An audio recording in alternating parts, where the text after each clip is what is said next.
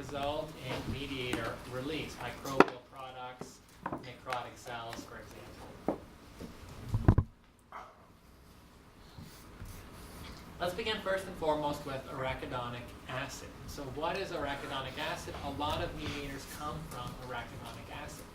Arachidonic acid is this substance that is normally present in the components of the cell membrane. It's released during inflammation as a result of a variety of inflammatory stimuli.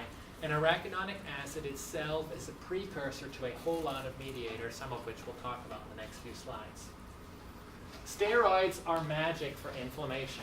You will learn about that in your pharmacology class. Maybe you or family members have experience with this. The reason why steroids are amazing is because steroids inhibit release of arachidonic acid from cell membrane, and then they nip in the bud a lot of this inflammatory response. The reason why they prevent arachidonic acid from coming out of the cell membrane is because they inhibit the phospholipase enzyme. So let's dive into a few mediators. All of these mediators derive from arachidonic acid. We'll begin by prostaglandins. So prostaglandins are generated by a particular catabolism or particular breakdown of arachidonic acid that's generated or mediated by these two enzymes here, COX cyclooxygenase with its two isoforms, 1 and 2.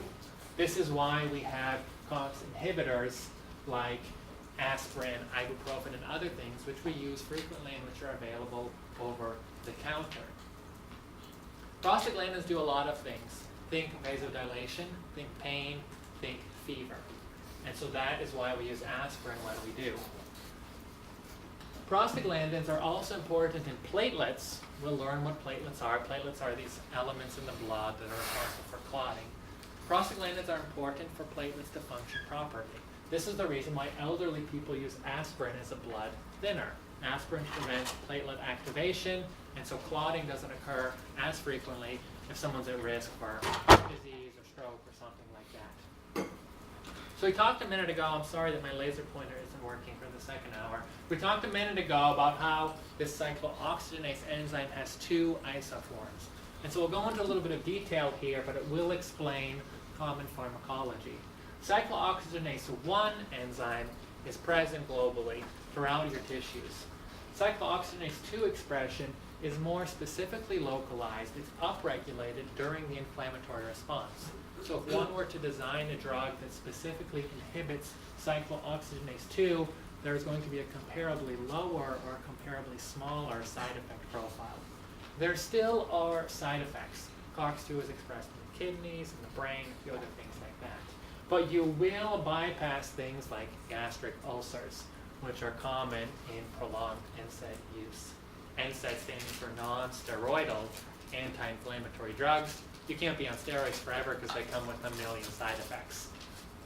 So we have non-steroidal anti-inflammatories.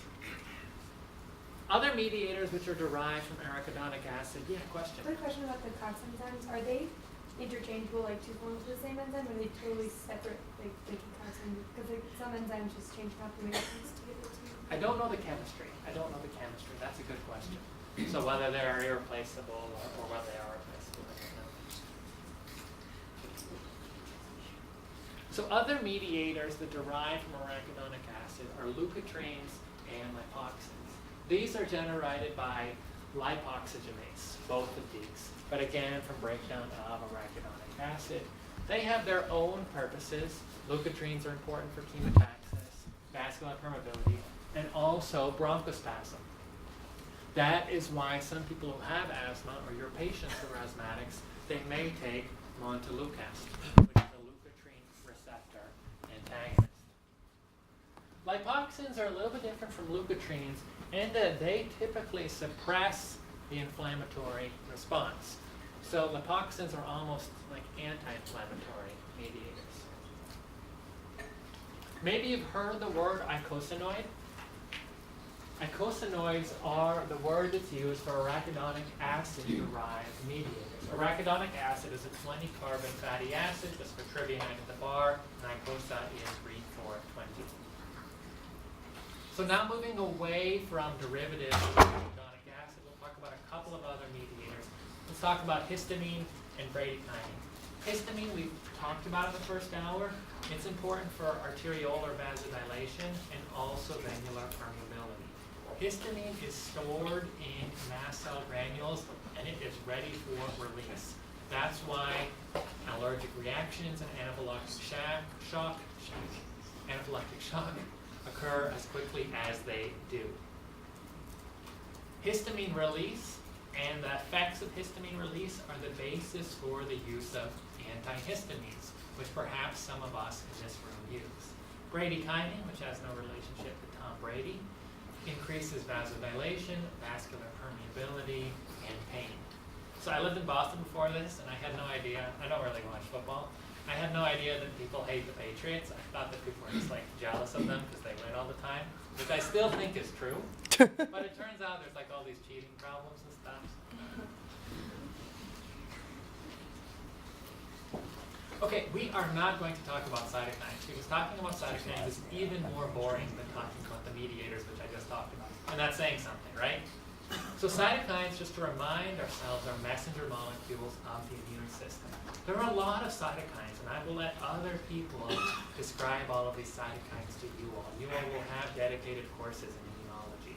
I'll just point out one, tumor necrosis factor. Tumor necrosis factor is implicated in tumor regression, and that's the basis for its name, but TNF also has a lot of other functions, and it has a function in acute inflammation. This is the basis for the use of TNF antagonists, which some of your patients may be on, some of your family members may be on, if they are on inflammatory diseases that have no cure, so rheumatoid arthritis or Crohn's disease, ulcerative colitis. And you perhaps on commercials see things like Humira that's being advertised, and these young people who have Crohn's disease, they're so happy and their lives are very good. And the commercial says something like remission is possible. Cure is not possible, at least currently with these medications, because a medication that targets cytokine signaling is not curative. It's just suppressing the side effects, not the side effects. It's suppressing the effects of the inflammatory response. So perhaps a medication like this can induce remission, but it's not going to induce cure. Another category of cytokines that I'm just going to introduce to you all is something called interleukins. I just want you all to have heard of the word interleukin before you're flooded with them in your immunology course. Interleukins, kind of that bizarre looking word, but it's just messenger molecules that communicate between leukocytes, hence interleukins. Interleukins are abbreviated IL, and there are more of them than you care to know about. We've already learned about what chemokines are. Now let's talk about the complement system. And let's remind ourselves that the complement system is called the complement system because it complements innate immunity. Not because people are paying a compliment one to another, which is spelled C-O-N-P-L-I-M-E-N-T. This is the complement system. And so this is a plasma-derived collection of proteins that has a couple of roles. Host defense against microbes and inflammatory reactions that are sometimes pathologic. The complement system consists of about 20 or so proteins, some of which are numbered C1 through C9. And you all have been introduced to the complement system, is that true? Okay, so there's not too much new for me to say here. But there's more than just the 9 that are numbered C1 to C9. And so this complement system is arranged in a pathway which needs to in some way be activated. And thankfully you all have learned about that. I will just summarize the important things by saying that the critical step to complement pathway activation is C3 being activated into C3A and C3B. There's a classical pathway of activation, an alternative pathway of activation, and a lectin pathway of activation, and you all have learned about that already. Here's a pretty picture if you're having trouble sleeping tonight. And let's remind ourselves of one more thing. So C3 activation, or C3 proteolysis into C3A and C3B leads into a couple of important functions. First and foremost, it results in a pro-inflammatory state. And so some components of the complement system act as chemoattractants. They can also trigger histamine release and production of derivatives from arachidonic acid, which has been mined out of the cell membrane. C3b can act as an opsonate, so it can coat things so that phagocytosis can occur more efficiently, more elegantly. And also the complement system is responsible for cell lysis. And you all most likely have heard about the membrane attack complex, MEC. So C5b, C6, C7, C8, C9, they basically organize themselves in such a way so that they can rupture the cell membrane, which results in cell lysis. This system is particularly important for killing microbes that have thin cell walls. Microbes with thin cell walls are particularly susceptible to cell lysis by the membrane attack complex. And again, to sort of pull ourselves out of the weeds and into a sort of a clinically relevant situation, there is a condition which we will learn about in time called angioedema. You can begin to think about how those words come together, angioedema, and how it might explain what's going on.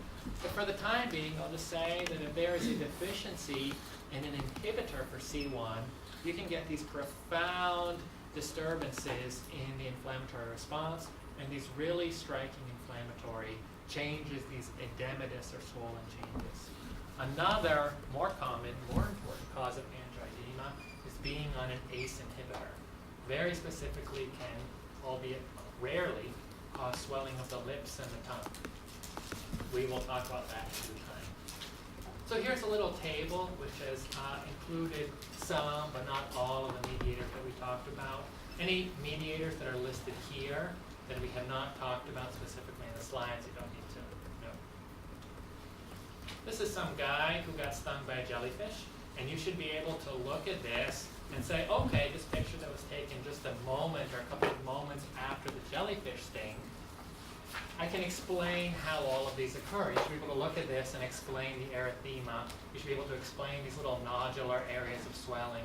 You think about the inflammatory response, you think about the mediators, and then you can explain to yourself a little bit how this came to be. So we spent a bit of time talking about the clinical features or this response of acute inflammation to tissue damage. I want to really quickly talk about a couple of specific patterns that can be superimposed on these general features, particularly ulcer and abscess, two words that we will very frequently talk about, words that perhaps sort of use casually, but we'll formally define them now. What is an ulcer? An ulcer is a very specific pattern of acute inflammation. An ulcer is what happens when acute inflammation occurs so close to the mucosal surface that the overlying epithelium, the overlying lining, disrupts. And so you're left with an epithelial defect. An ulcer is a defect in the epithelial surface because of sloughing off of necrotic tissue as a result of inflammation underneath, or perhaps direct trauma if you bite your lip really, really hard. These are commonly seen on mucosal surfaces. The other specific pattern of acute inflammation is abscess. So what is abscess conceptually? We've already talked about it being a bag of neutrophils, which is correct, but that doesn't mean anything to a patient if a patient asks you what's an abscess. An abscess is a very specific pattern of acute inflammation, and it's characterized by pus. And pus is exudate that's rich in neutrophils, etc., etc. So this is lungs following some kind of a bronchopneumonial infection, and you have lots and lots of these microabscesses all throughout the lungs. Abscesses typically occur in conjunction with infections that are caused by bacteria that are pus-producing. Pus-producing bacteria are not called pus-producing bacteria, they're called pyogenic bacteria. And so bacteria that are pyogenic, some of which can cause caries, can result in abscesses if the caries gets into the dental pulp and then out the apex of the tooth and then into the bone and so on and so forth.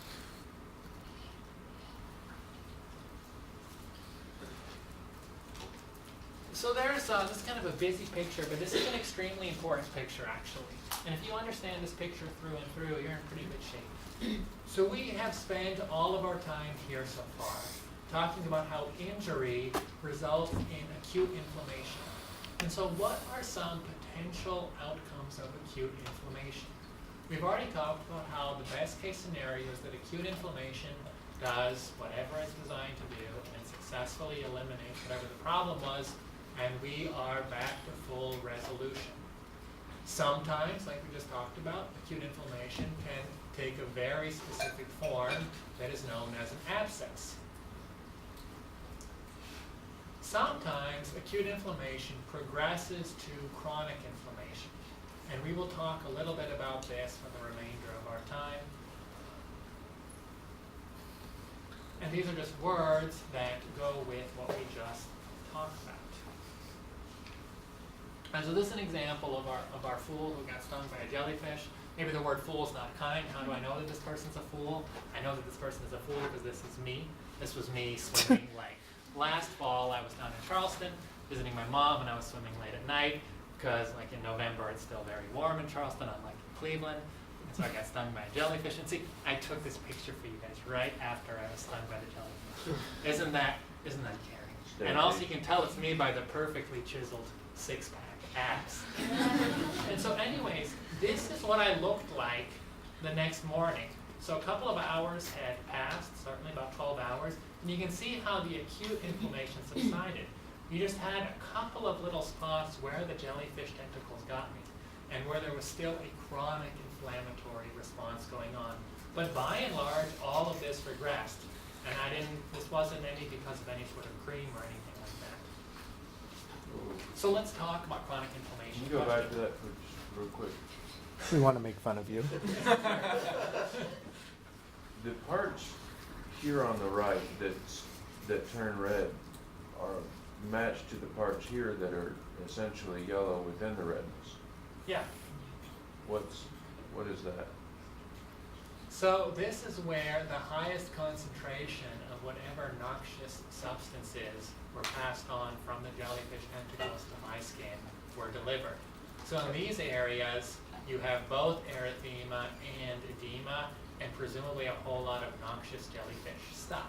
And so when the cleanup crew is doing its cleaning up, it's cleaned up everything except for these most concentrated areas of jellyfish bad news.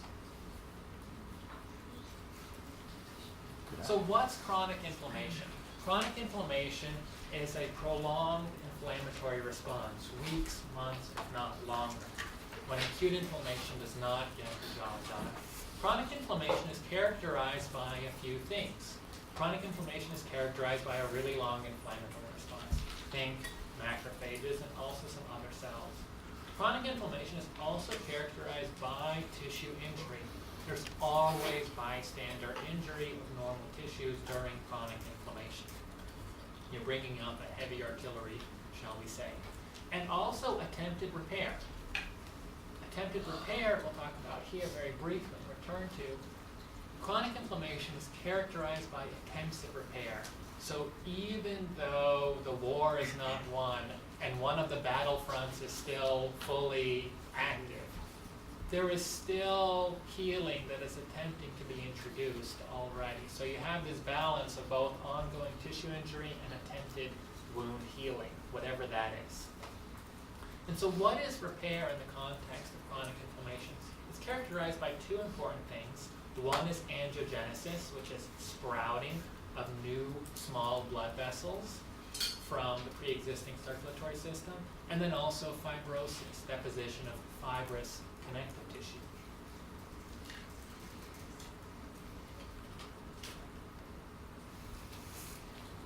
So what are some potential causes of chronic inflammation? This is a conceptual slide, nothing here that we need to worry about too much.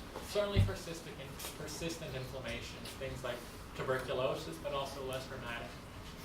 Prolonged exposure to toxic agents, whether you have silica in your lungs because you work in a mine, or you have atherosclerosis in your arteries because you live in America. Hypersensitivity diseases, we've already talked about this a few times. Okay, so again, conceptual stuff. The macrophage is the main player of chronic inflammation. Macrophages do a couple of things. They do phagocytosis, which is extremely, extremely important, but also they mediate not only inflammation, but tissue repair.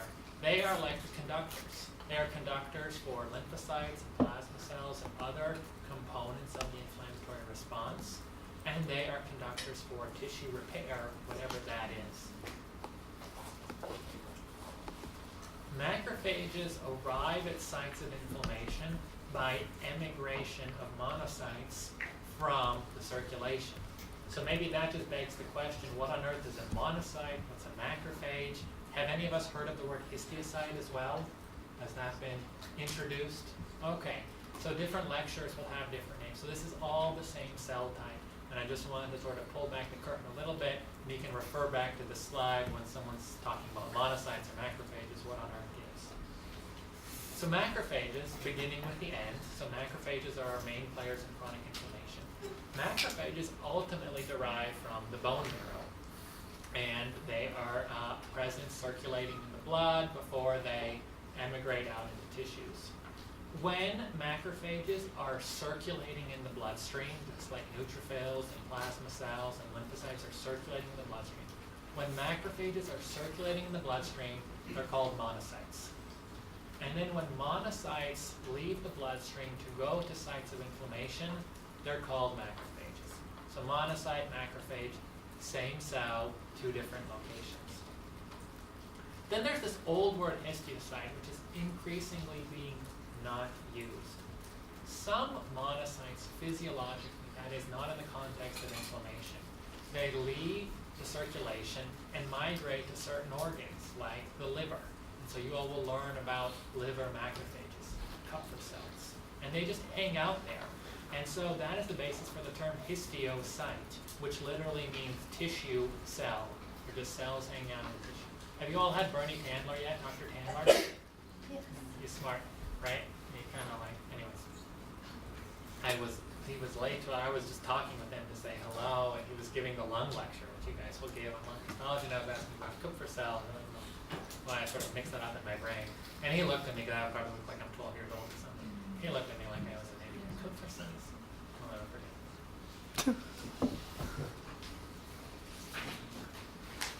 So we are not going to dive into the details of macrophage function and cytokine signaling. I want to explain something conceptually to you all. Macrophages can be one of two types.